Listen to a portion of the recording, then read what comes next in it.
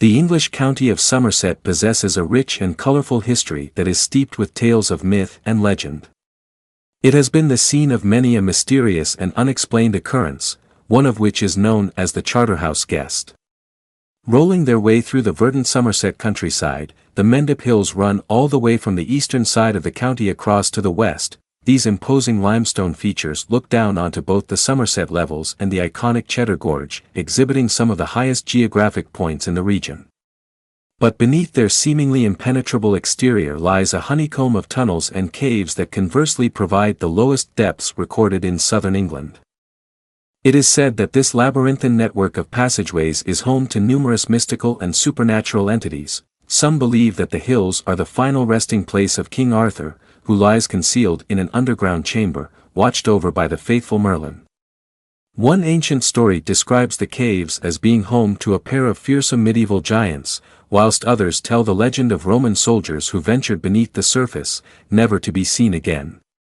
Having crossed the English Channel and established a foothold in Britain, the men of Claudius' legions expanded outwards, forging transport links and establishing settlements as they progressed, the remains of an ancient road, constructed by Roman engineers, still traverses the Mendips, leading to the tiny hamlet of Charterhouse. There had been people living at Charterhouse since the Bronze Age, but it was the occupying legionaries who first discovered the substantial deposits of lead and silver, lying deep in the caves of the Mendip Hills. A small hill fort was built, which afforded the Romans protection of assets, and the area is still visibly pockmarked and scarred by the work they carried out. After the vanquished Roman legions retreated to mainland Europe, mining continued throughout the centuries that followed, claiming the lives of many young people, until the process was finally abandoned at the end of the Second World War.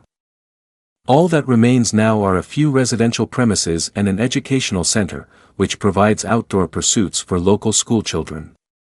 The center also acts as an operating base for the local search and rescue team, who venture forth to assist hikers and climbers who find themselves in distress. Many visitors to the center over the years have reported strange encounters, similar in nature to stories that are found in other parts of this mysterious region.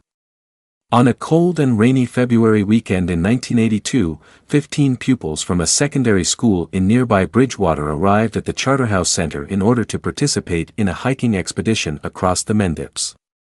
The youngsters divided themselves up into 3 teams of 5.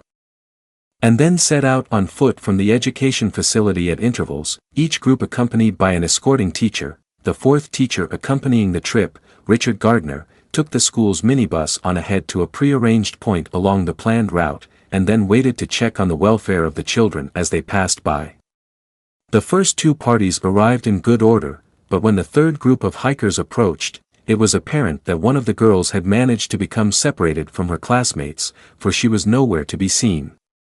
The teacher who had been acting as this group's escort headed back out into the driving rain in order to retrace their steps and hopefully encounter the missing pupil. In the meantime, the other 4 children sought warmth and shelter in the minibus. Richard took this opportunity to drive back up to the center and check if the girl had headed back there after realizing she was lost. However, when he parked up next to the building, she was still nowhere to be found, and so he decided to conduct a wider search of the nearby picnic areas and rest stops.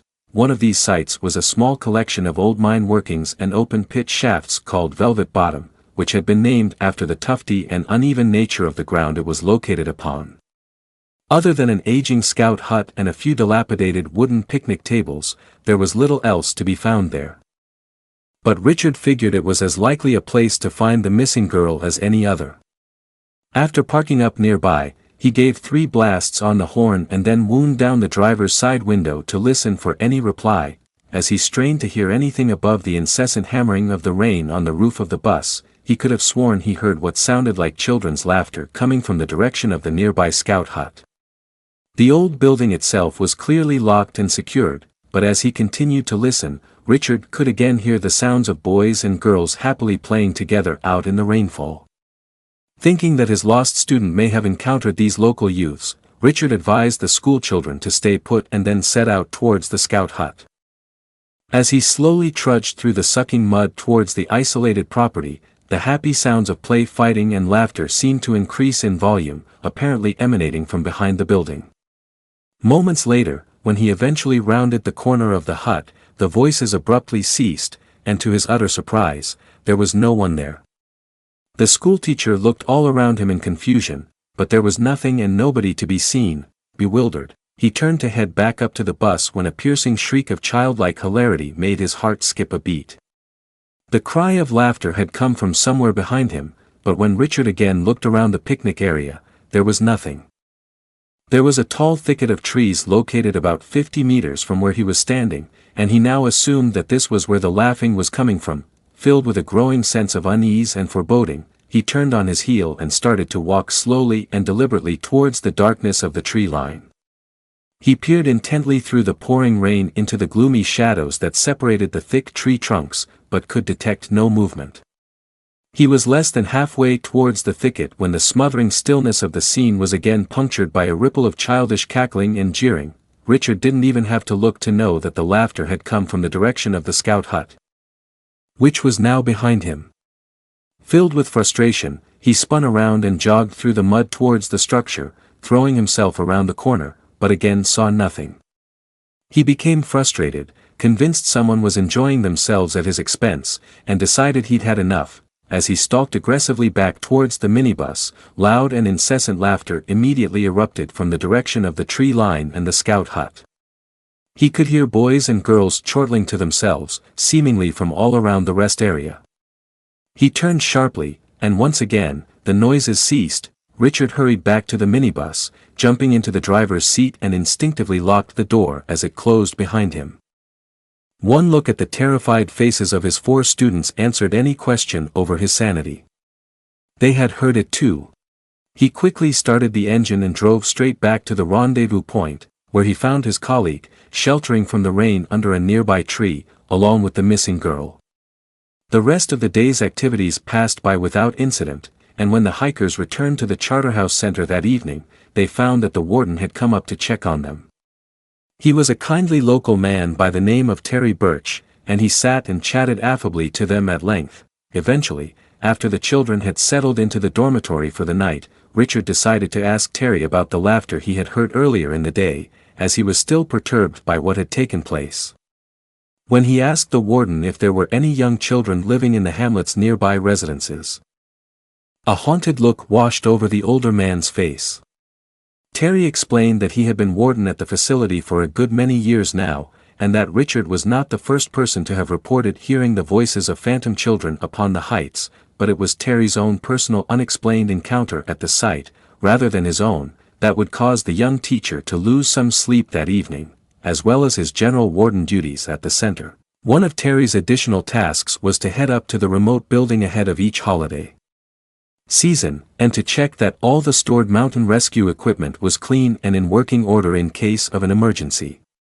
As a former Royal Marine Commando, Terry was more than comfortable with his own company, and would stay on site overnight during these sessions, rather than risk worrying his wife by trying to drive back down the treacherous roads through the darkness.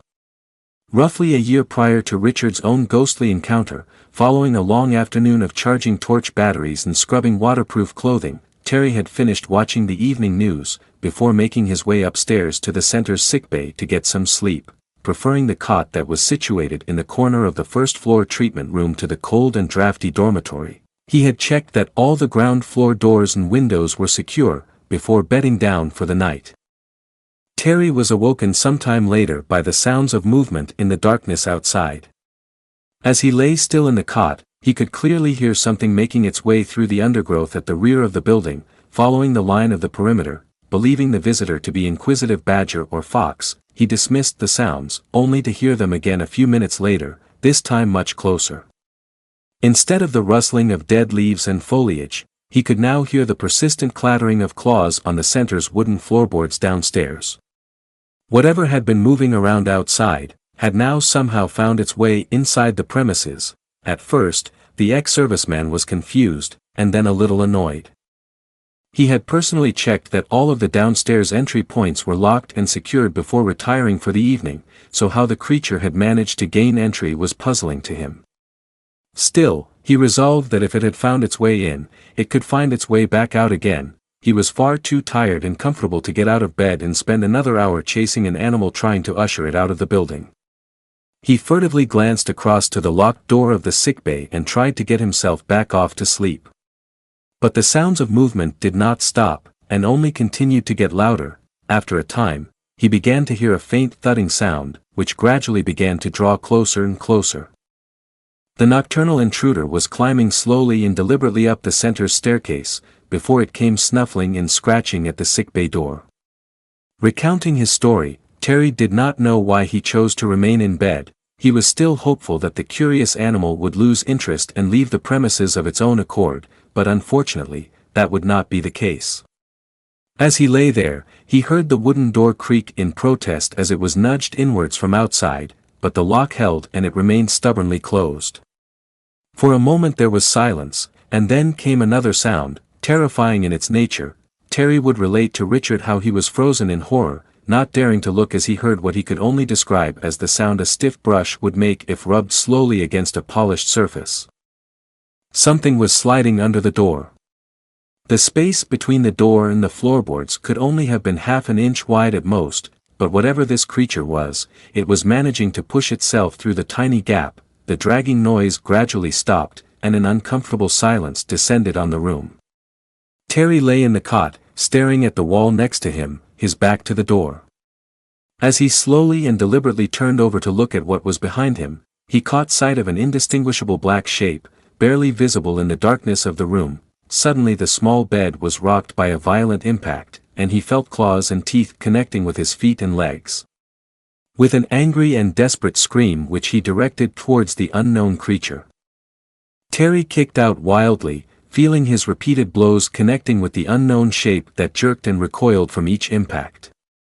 There was a high-pitched shriek unlike anything he had ever heard before, and then the sounds of frenzied scuttling and scrabbling as something ran across the room away from where he was lying. The door crashed on its hinges as the darkened shape hit it at full force, but it held. There was more scrabbling and sliding before the sounds retreated back along the corridor and off down the stairs. Terry shot out of bed and switched on the light.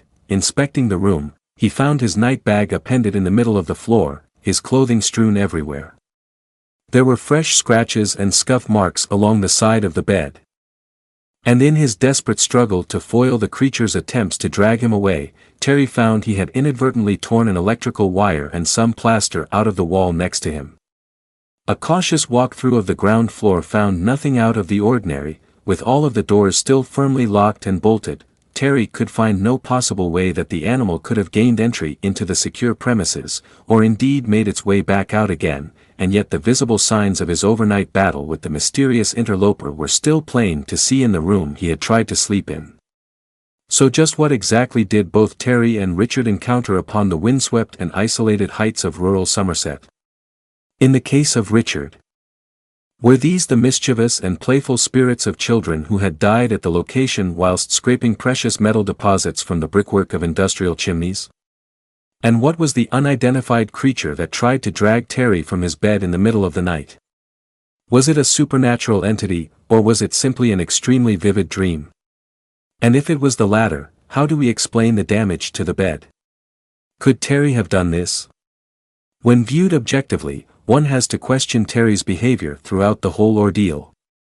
His refusal to investigate the sound of a possible intruder sounds almost contrived, but who knows how one might react or behave in similar circumstances. Certainly not everyone would have stepped foot out of that bed. It is not difficult to imagine some undiscovered cryptid, dwelling deep within the limestone tunnels and caverns, that sometimes ventures out at night to explore or perhaps even hunt. And with reports of ghostly cavalrymen and phantom hitchhikers warming themselves by the fireplace in local hostilleries, and the antics of the infamous Witch of Wookey Hole caves continuing to persist, it is not difficult to imagine some supernatural force hanging over the idyllic countryside of southwestern England. All we know is that we don't know, and probably never will.